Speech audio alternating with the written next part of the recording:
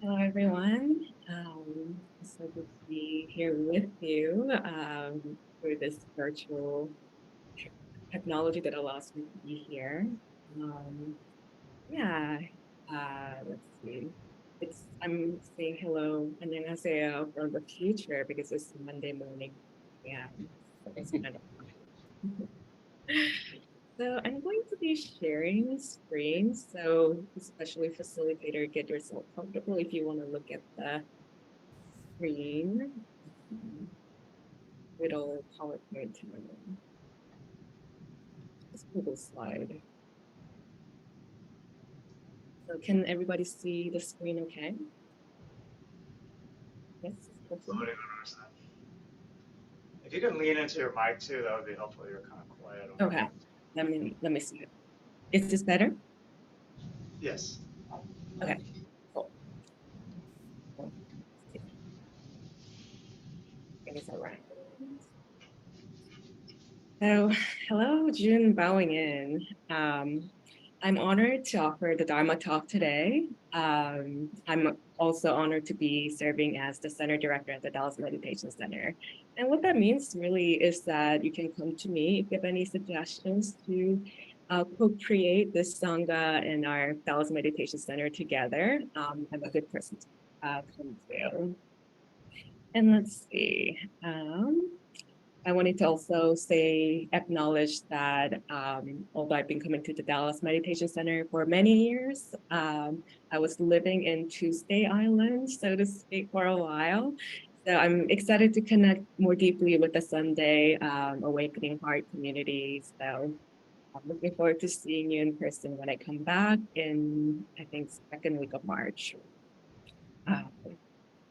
So the title of the talk that I wrote is called "Come as You Are," and we'll be reflecting on like diverse lives of Zen masters in Korea. And I wanted to share the message of radical self-acceptance, like how we're all, as Bobby mentioned, collage work of different experiences, and we, I think, in my understanding of mindfulness is that radical self-acceptance is an important part of being mindful. And I would love you to reflect with me as I'm sharing these different forms of life of Zen masters and lives of myself and yours. So that's my intention for this Dharma talk. Can you restart the screen share because it's still just a blank loading screen on our side. Sorry, so the screen share isn't working? We get a screen share, but it's like we can't see the Google slides that you're showing. It just says loading and it's black. So now we can see it, but then it was like when you hit slideshow, it didn't. Try it again and see if it works the same. Yeah, thank you for. How about now? Is it black? Yeah, it's just a black screen that says loading. Okay. Yes.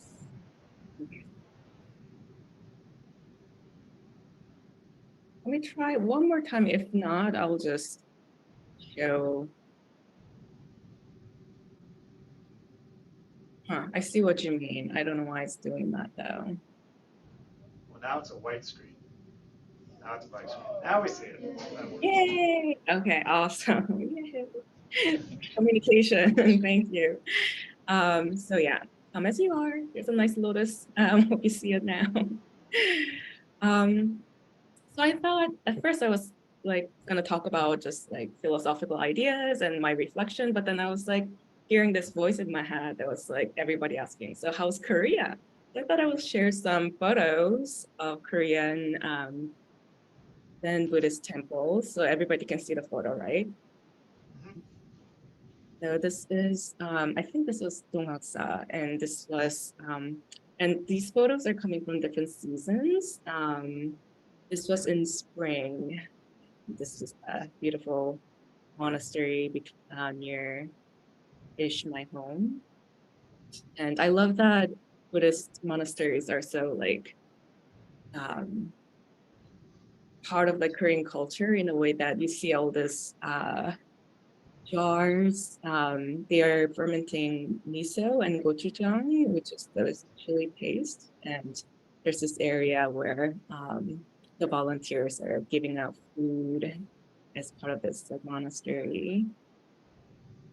And this was during the fall, so like there are ginkgo trees turning color everywhere, and this is the Bodhisattva. Koreans call her Panem. Me enjoying the fall. And this is the where the Buddha statues are, and I think this is Bekdamsa, which is different monastery.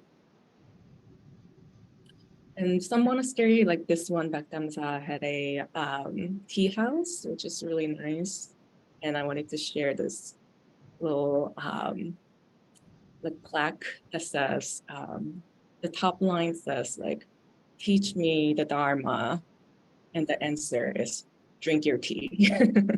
And I feel like this kind of captures the spirit of what I'm wanting to talk about today. Like, what's the Dharma? What's the right way of living? Please teach me. But the answer is drink your tea. Like I poured your tea. Drink it while it's hot. And this is one of the Zen masters, Han Yong-moon, and he was a revolutionaries during the time when Korea was colonized, and he was a poet. He was known for kind of flamboyant kind of personality. He won't be part of the like Zen masters with different forms, but he definitely deserves some time if I had more time. I was saying hello to him.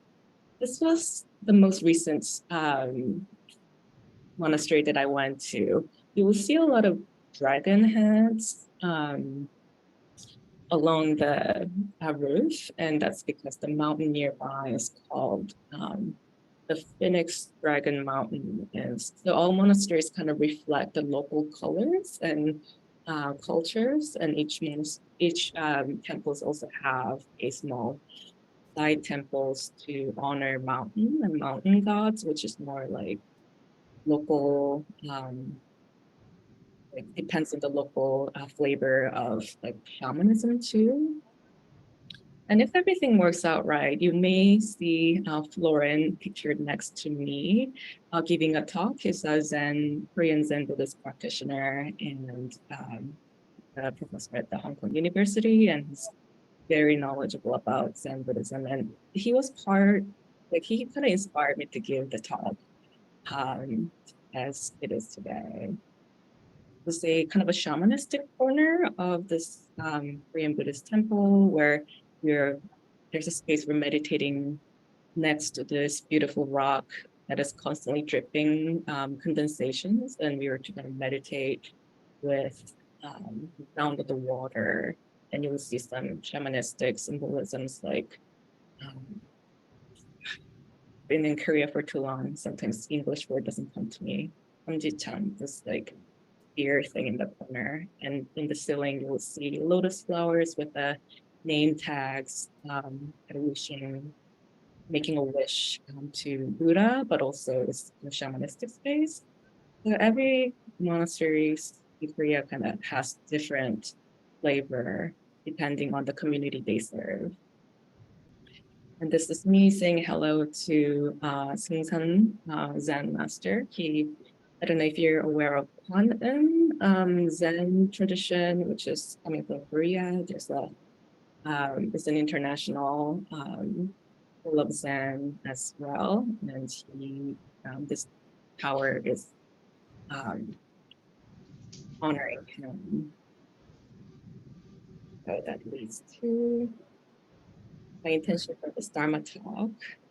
So I wanted to share that there's many different forms of Buddhist temples, depending on the communities they serve, and different forms of Zen masters' lives with you, because I was blessed to grow up in Korea, where dialogue about what Buddhism is, what spirituality is, in a way that there's a lot of lives that are visible. In America, we don't quite talk about, in my experience, of the like mundane lives of the Zen masters.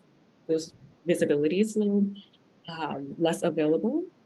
And when there are less lives to reflect on, while the doctrines are visible and available, I feel like the idea of mindful life can fall into the pitfall of dualism. Like, what is a good mindful life? What is a like not so good mindless life? There's this kind of a dualism between mindfulness and monkey mind. It's easy to fall into that when we're reflecting on doctrines, which is helpful guidance, but is ultimately isn't quite capturing how complicated life is. And when we subscribe to the dualism of good or bad, or mindful or mindless, the pursuit of mindful life can feel like it's restrictive rather than freeing. And what I noticed in Korea is that the conversation about enlightenment is about freedom. And some of the Zen masters that I will be very briefly introducing you to, they're often framed as free spirit. And I don't know, like I thought that is good message to remind ourselves that what we're aiming to be is free, not super disciplined, always perfect, mindful being. That, I don't know, it's an interesting image to have, but that's not how Zen masters looked like in Korea and in many different situations. Intentions continued. I'd love to serve you. And during the discussions of the 5 mindfulness trainings and mindfulness, what mindfulness is, and other philosophical ideas during the Sangha gatherings that I've led, I noticed that some conversation at the Dallas Meditation Center tended to be like about self-discipline. I need to meditate more. Should I be not eating meat? And those conversations are valuable. And I do believe that there's a season for self-discipline and reorienting our lives. But I wanted to add the message of self-acceptance to our dialogue, because the reality we live in is so complex, and often we can use the 5 mindfulness trainings to reflect ourselves, but like I don't want there to be some guilt response or the sense of there's a one right way to live the mindful life. So part of this, I did design this Dharma talk after a conversation with the Dallas Meditation Center Sangha too. So I wanted to touch on that. And I would have benefited from this message. That's another reason I wrote the Dharma talk the way I have, because I've struggled with various feelings of fragmentations because I thought life should look a certain way and had a hard time accepting my life as a complex whole or collage. I struggled with my life in Korea as I left for the United States as a teenager. And that led me to feel split between Korean and American culture, feeling like I didn't belong anywhere. And I felt fragmented between my artistic life and spiritual life because, I wrote a lot of experimental poetry. Some of them are about labor rights and kind of anger towards the injustice in the world. And I was doing this while I was teaching yoga. And I was often frazzled when my yoga students asked me or Googled me and found my very edgy poetry books and asked me questions or even asked me to sign the book. I was very frazzled because I felt like there's a certain way spiritual living look like, the path of light or peace, and being a yoga teacher means this, as opposed to like, can a yoga teacher talk about labor rights and the anger towards the lack of the safety net and social structure. So I felt fragmented there, and also felt fragmented within my spiritual life because I grew up as Christian, and I started exploring Buddhist philosophy, but then I didn't quite fit into any of those worlds, especially when some communities emphasized on identity what being Christian looks like, or being Buddhist looks like. And at least in the communities that I've experienced before Dallas Meditation Center, there was a lot of like weird, being Buddhist means this, and that's why you should be Christian, or vice versa. So that fragmentation it was hard for me to reconcile everything that was part of my path of what I felt was building block of myself, the different teachings, things that I found valuable and beautiful, but it was hard to put them together when I was thinking in terms of how things should be, how things should look like. And those preconception was underlying in this feelings of fragmentations. So I'd like to share Zen Master Singsan's famous aphorism on how to live a good mindful life that helped me to bring all these different aspects together. No problem. Don't worry about it. Apparently had a very specific like intonation. No problem. Don't worry about it. That was his answer when the attendee of his Zen center asked whether she should become a nun or she should live a life of layperson. No problem. Don't worry about it. So I think this also captures the spirit of my talk today.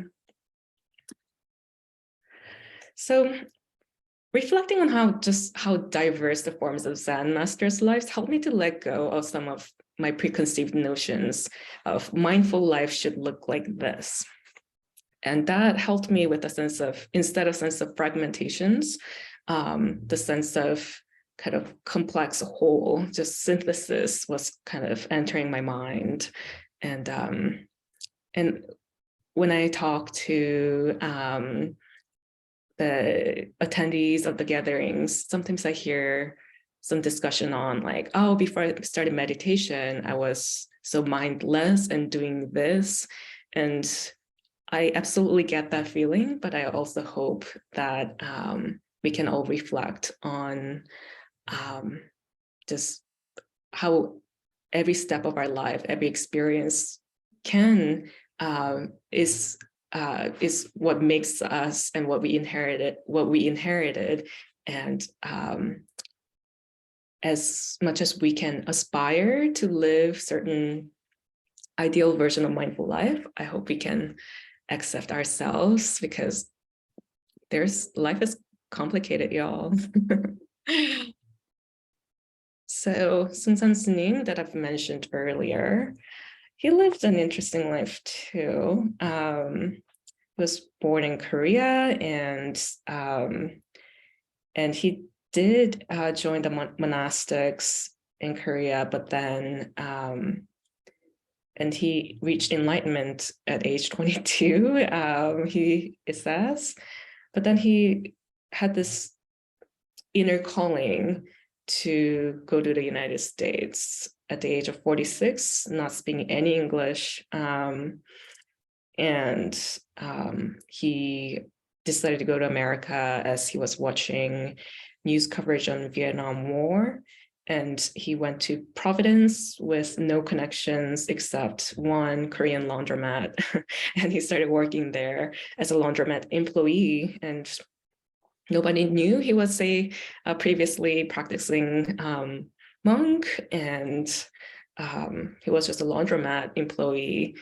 But then, as the story goes, people could recognize his energy, and he connected with the professor at the Brown University and started teaching meditation again. And now there's a quantum Zen tradition that is recognized internationally.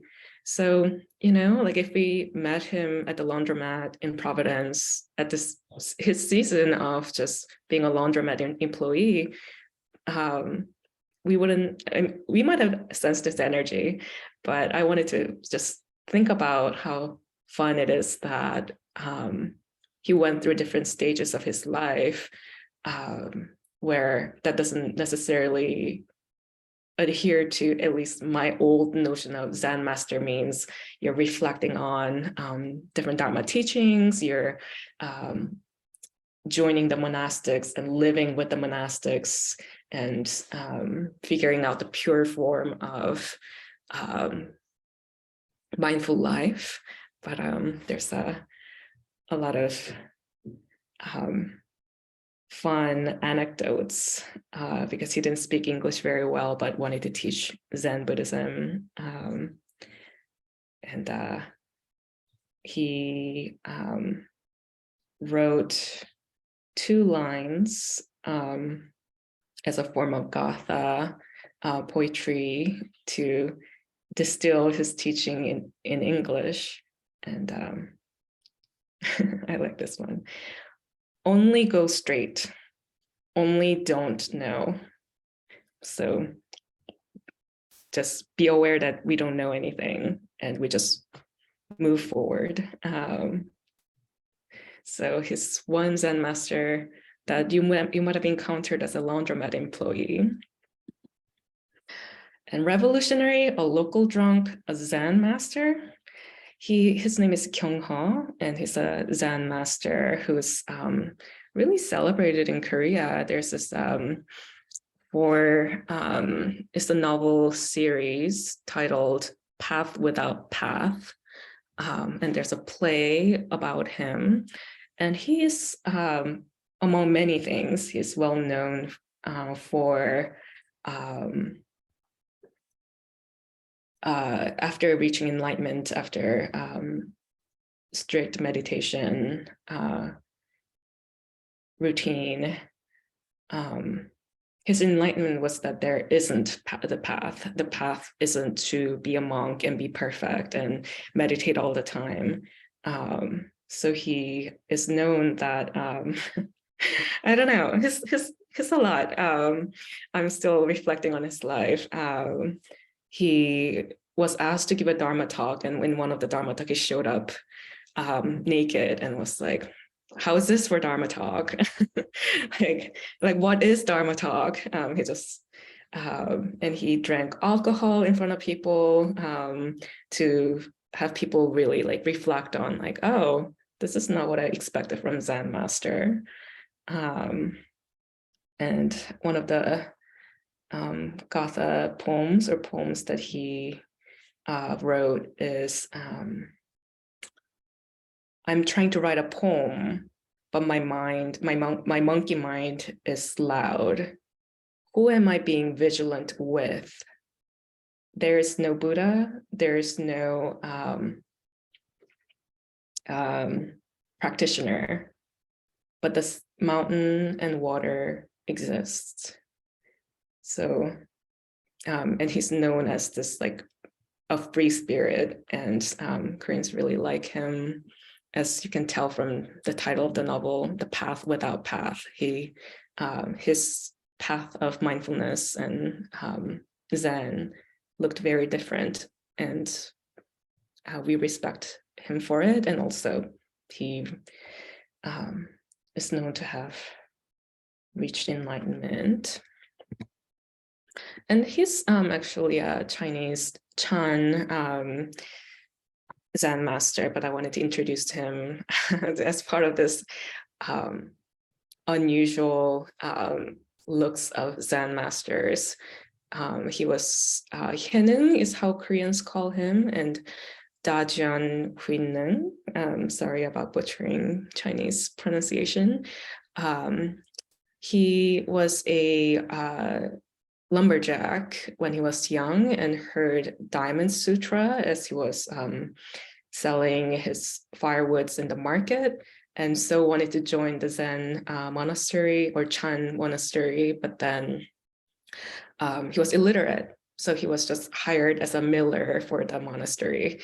And within 8 months, so the story goes, he reached enlightenment and he became the 6th patriarch of Chan Buddhist tradition, and is widely respected. So it didn't take him reflecting on the sutra by reading and reflecting endlessly. He relied on the chanting of others to reflect and refine his mindfulness, and he's a deeply respected figure. And I like this one. Monk to layperson because a fangirl asked him to marry her. So his name is Busol Kosa, and Kosa actually means layperson practitioner, and he's another widely respected figure in Korean Buddhism, and he was a monk traveling. And after his Dharma talk, one woman asked him to marry her, otherwise she would end her own life. And he reflected on what would be the most least harmful way to navigate the situation, and the answer was that he was to let go of his monastic life. And you will see those two other monks going their way as he's choosing to stay with her. But the story goes that he still reached enlightenment. This painting refers to the reunion of those two other monks who continued on their way, and him now wearing white clothes as a lay person. And they did this competition where they hung three bottles of water and really sent their mindful energy to it. And when the other two monks who remained as monastics broke the bottle, the water from the bottle just leaked and fell to the ground, while Busangosa, the person who stayed as a lay person, he could keep the water in the form of the bottle with his mindfulness energy. So all of this is to just kind of reflect on the preconception that we may have what mindful life should look like. And the answer is, at least for me, my preconception was that should I join a monastery? Should I find the purest form of practicing? But we can drop the should, as we can see, even from the Zen masters' lives. There's no mold that we can follow necessarily. And my suggestion is that we refine what we have, and we continue to reflect, and we experiment with our own life, using our life as a medium of mindfulness. And to me, the word experiment is important to me as a practicing artist. Our life should be experimented with our limited awareness, as our awareness of life and the scope of the world is limited inevitably. So I want there to be a sense of improvisation and maybe a little fun as we live our lives, rather than I must live my life in a certain way as it is written in certain doctrines. So come as you are is the phrase that kept coming to me as I was reflecting on the message that I wanted to share. Our life is a perfect starting point, yes, warts and all. So I hope you can reflect on different seasons of your lives and different phases of your life, and something that you might even consider a mistake, or that was a very unmindful moment that I had, and just saying yes to it all and just continuing on, what was it? Just don't know, just move forward, as Sung San Sunim will say. And maybe reflect on our current lives and nourish its form with mindfulness. So maybe it's just me, but sometimes there's this feeling of I need to change everything. Oh my God, to become mindful, I need to change everything. But I think, as our teacher Thich Nhat Hanh would say too, the correct form of mindfulness brings joy to our life and is nourishing to us. So how can we nourish our life as it is with mindfulness? Which aspects of my life could benefit from more light of mindfulness, more love of mindfulness. And the image that comes to me is if I had a house full of plants, like which plant needs to be watered right now with mindfulness? Oh. Emphasis one more time. All right. So which aspects of my life am I nurturing with mindfulness here and now? I wanted to share some of my reflection as my life is going through a season, a new season of loss and grieving. I lost my brother last year, and I'm in Korea to support my parents and to be supported as well. And so I'm thinking, I'm trying to bring more mindfulness energy into my life, to my family life. I've previously viewed my inherited habit energy with resentment. Like one of the examples that comes to me is that my mom's having ADHD tendencies. I see that in me, and I've resented that. And I was very much about let's fix everything attitude. And my father's tendency to speak in long monologue with little awareness of the listener's state of mind. And I see that in me. And also, like when I'm in Korea, I see Korean people rushing all the time, and like especially at the public transportations, like at the bus stations and train stations. And like my habit energy will be like, oh my God, Korean collective habit energy of rushing. Like I want to fix that. But now I'm entering the stage of, as Thich Nhat Hanh, I love this passage about just saying with a smile, hello, habit energy, and just accepting it all, Oh, there it is. There's my habit energy. There's my inheritance. There's this collective energy. Hello, habit energy. I see you. How are you? And I'm becoming more mindful of death and continuation being part of our life experience. It's a tough one. But like this is how I connected with Miguel, our previous center director, deeply in our conversations about losing siblings. This awareness helped me to have deep conversations with our Sangha attendees also. And I realized how little light I shed with my mindfulness before I lost my brother, because death felt far away. It felt like something I start worrying about later stage of my life. But this awareness allows me to connect better with my life and others. And I'm becoming more mindful of mind, body, soul connection. And what I mean by that is that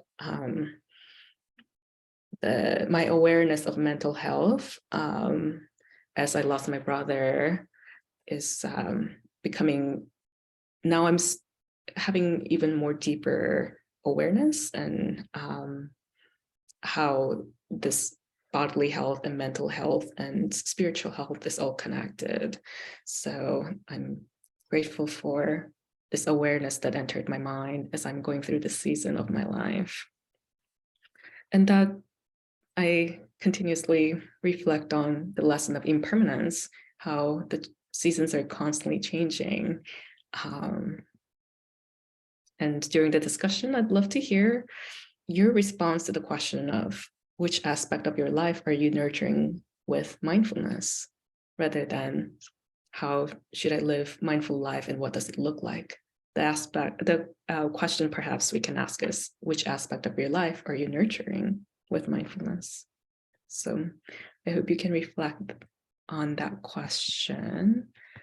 And in the spirit of our Dallas Meditation Center being interfaith space, and that's why I felt like I could feel at home at the Dallas Meditation Center, I wanted to bring up excerpt from the Bible for everything there is a season and a time for every matter under heaven. A time to be born, a time to die, a time to plant, and a time to pluck what is planted. A time to break down and a time to build up. A time to weep and a time to laugh. A time to mourn and a time to dance. And I think of this passage as an invitation to accept every seasons of your life. And that's what I call radical self-acceptance. We are all collage of different experiences, and not a single piece is a mistake. And speaking of radical self-acceptance, I cannot pronounce that word, Ecclesiastes. So if somebody can later enlighten me, there's self-acceptance moment for you. And I wanted to say thank you all for co-creating the Sangha of acceptance. I love how its emphasis is on creativity, its emphasis is on inclusivity, and I just am so grateful and the generosity. So I wanted to acknowledge our teacher Tai and Chising and you. And this was a little poem that I wrote as I was writing this Dharma talk. My mom was wanting to show me, as I was writing this Dharma talk, my mom was wanting to show me this compilation of funny animal videos. And I'm just like, Mom. And my dad was playing Edith Piaf's music louder than I'd like. And I was just kind of thinking about just accepting this moment as it is. And my puppy was like trying to get my attention. So in any moment, I hope we can say, I have arrived, I am home. May we be at home as we live our lives moment by moment. May we be creative as we live our lives, accepting every season, every moment. And may we sing, Non, je ne regrette rien. Thank you very much. That's all. Thank you for being you. And I'd love to hear your reflections and your radical self-acceptance reflections or anything else that is on your heart. Thank you again.